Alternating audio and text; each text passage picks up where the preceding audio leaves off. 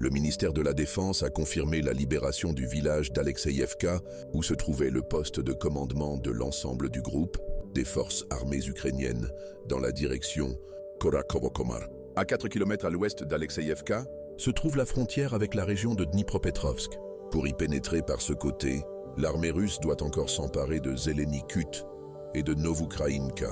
Selon les dernières données, nos troupes ont déjà atteint ces villages et les forces armées ukrainiennes ne peuvent organiser de résistance et sont en semi-encerclement. La libération de ces villages devrait être confirmée prochainement. Les analystes estiment qu'environ 80% du territoire de la RPD a été libéré en un an, soit environ 3500 km². Sur le front de Pokrovski, nos troupes ont libéré Orekhovo, situé à 9 km d'Alexeïevka libéré.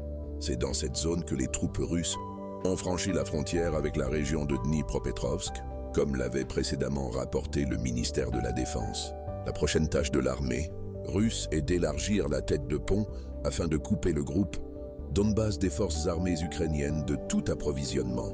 Selon les rapports du terrain, nos troupes ont franchi la frontière avec la région de Dnipropetrovsk dans une troisième zone, celle de Novonikolaïevka, que nos troupes ont contrôlée. De plus, après une accalmie, les encerclements de flanc de Pokrovsk s'intensifient à nouveau. À l'ouest de Toretsk, les unités russes combattent pour Popov Yar et Yablonovka, progressant vers Katerinovka.